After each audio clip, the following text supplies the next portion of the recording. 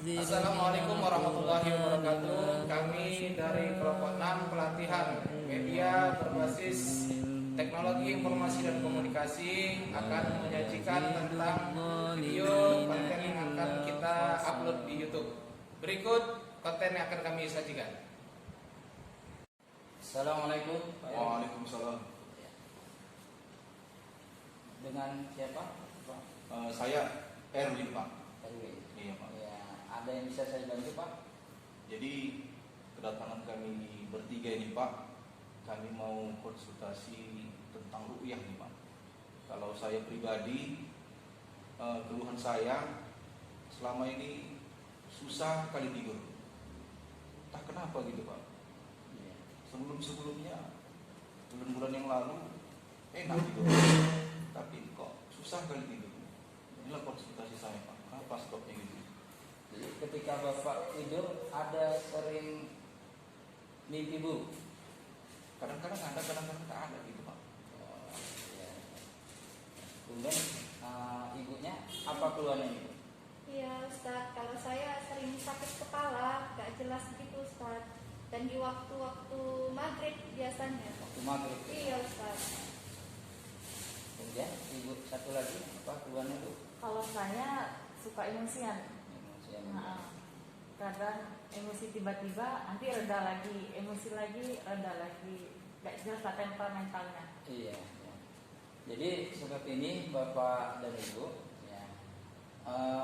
Di sini kami hanya sekedar menganalisa dari keluhan-keluhan yang Bapak Ibu sampaikan.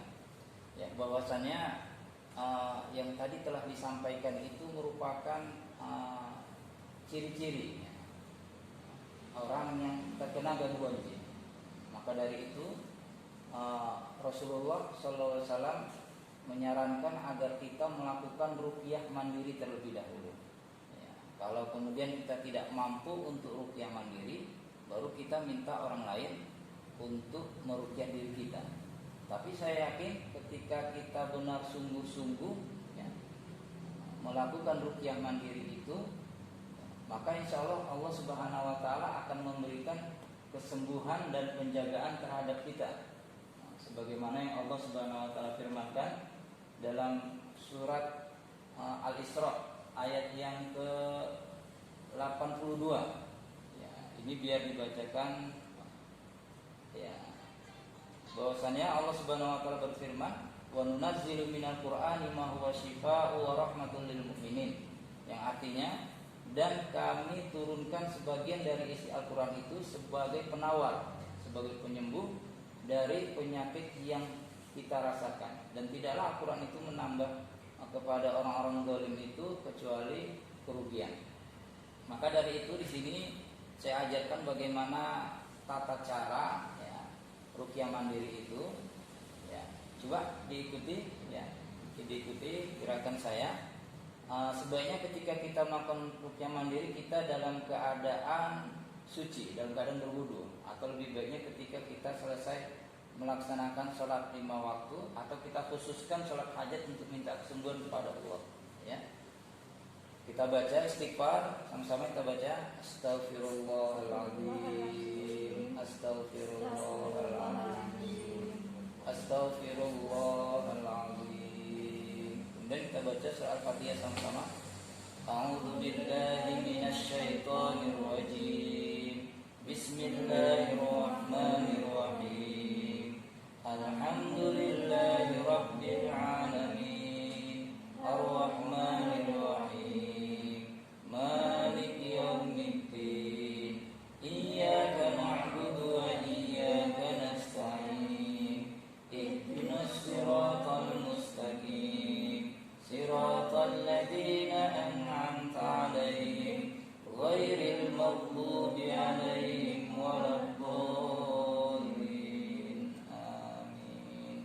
Kemudian ditiupkan telapak tangan dan letakkan tangan kanan ini ke daerah tubuh yang terasa sakit.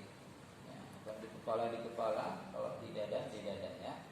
Ditekan ya. Kemudian kita berdoa kepada Allah, minta kesembuhan kepada Allah.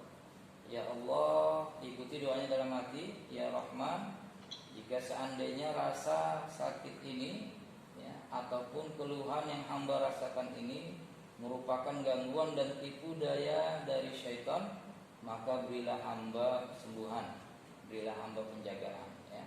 Kemudian kita lanjutkan baca surat ayat kursi, kemudian 30, ya. Kita ulangi paling tidak selama 15 menit, ya.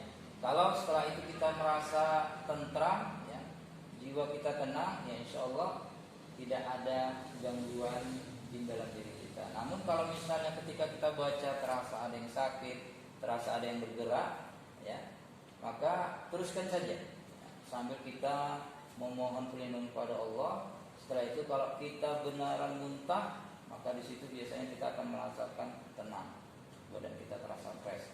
Namun kalau tidak mampu, baru kita berhentikan, kemudian kita minta orang lain untuk berusaha kita.